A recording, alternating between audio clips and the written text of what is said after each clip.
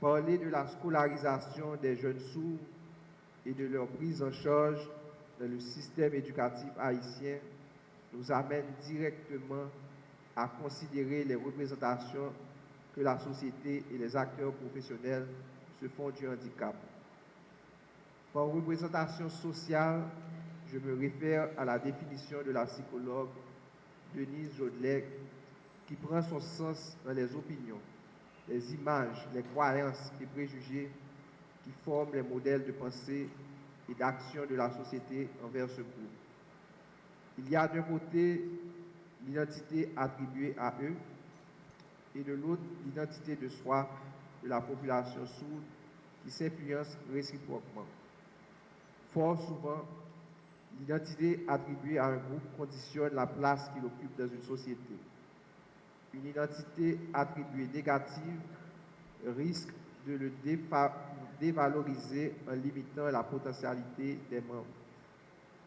L'effort d'aujourd'hui doit consister à dépasser ces réalités sociales pour saisir la singularité de l'expérience des personnes sourdes et leur faciliter leur plein épanouissement social, éducatif, économique et culturel.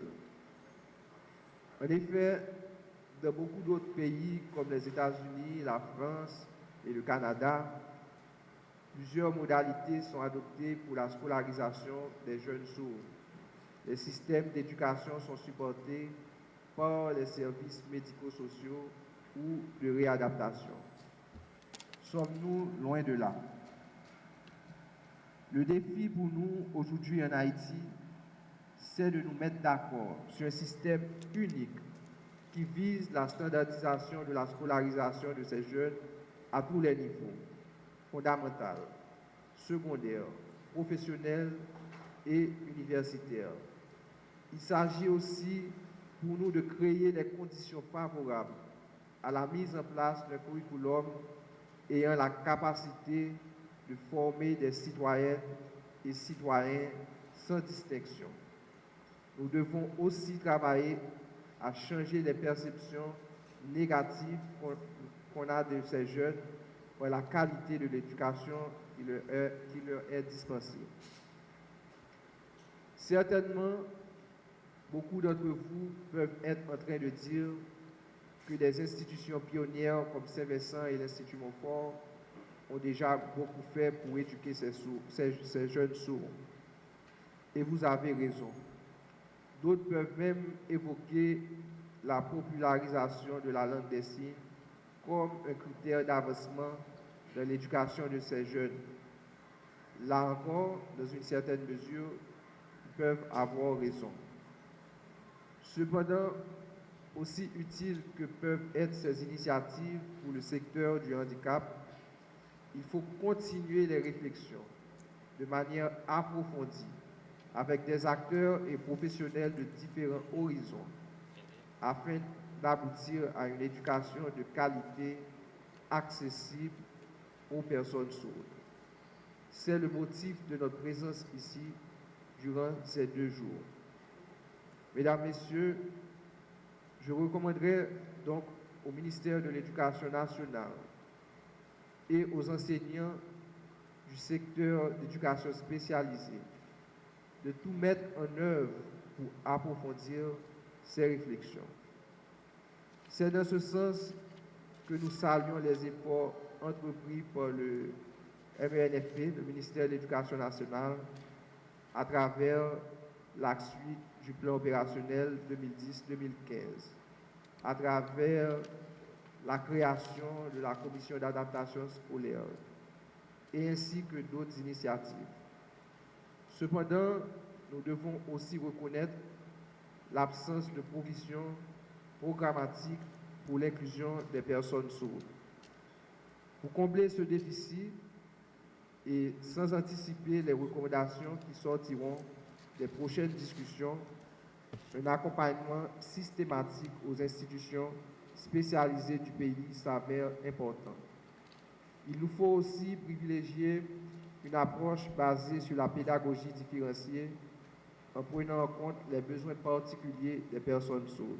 La réhabilitation et le renforcement de l'éducation spéciale, en effet, figure parmi les recommandations ciblées dans l'axe 8 du plan opérationnel 2010-2015 du ministère de l'Éducation nationale.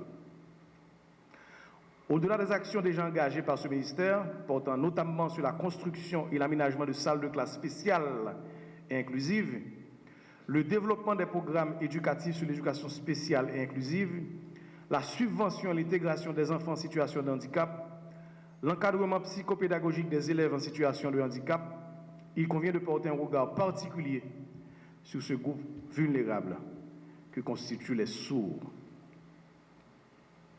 Je le disais tantôt, au-delà d'une simple action morale, il s'agit d'une action citoyenne, intelligente et étatique, devant apporter l'encadrement nécessaire à tous les enfants d'Haïti, jeunes vivant dans une situation de handicap, particulièrement les malentendants qui sont les plus mal lotis en matière de services éducatifs, de services tout court.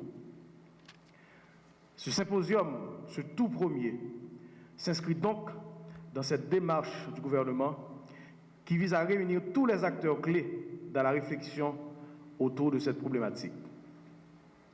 Pour le ministère, l'objectif fondamental est d'instaurer une école pour tous, sans exclusion, permettant à tous les enfants d'Haïti d'avoir les mêmes chances et d'accéder aux échelons les plus élevés, à tous les échelons de la société, par le savoir.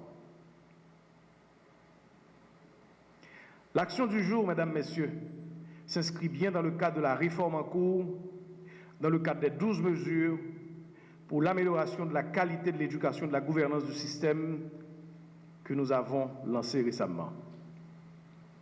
Car on ne peut parler d'école de qualité pour tous si elle n'est pas inclusive et si elle ne prend pas en compte les droits des minorités et des personnes à besoins spéciaux. Je reste quand même optimiste de par un fait que je vais partager avec vous. Ministère de l'Éducation nationale, sous page internet lire, jeudi ou sous tous les réseaux sociaux, depuis l'année scolaire a démarré, nous fait plusieurs centaines de messages par Twitter et par Facebook. Messages qui gagnent plus de monde sous compte Twitter ministère. Là. Plusieurs centaines qui reproduisent son message il y a 2 semaines, côté ministère a fait photo. À 6 heures du matin, nous avons transcrit en écriture en langage braille, examen pour élèves qui n'étaient pas passé baccalauréat unique. Ça t'a fait étonner, je suis capable de dire, de voir combien de monde qui sensibilisé à l'urgence et l'importance d'enfants qui gagnent des besoins spéciaux. Travail à l'eau, li en pile, li ingrat, li invisible. Mais heureusement, il y a pionnier, heureusement, flamme qu'il a et dynamisme, secrétaire d'État, qui pas peur de déranger dans la cabane, n'importe qui pour l'assurer que ma là, fait que le travail là en de bonnes mains.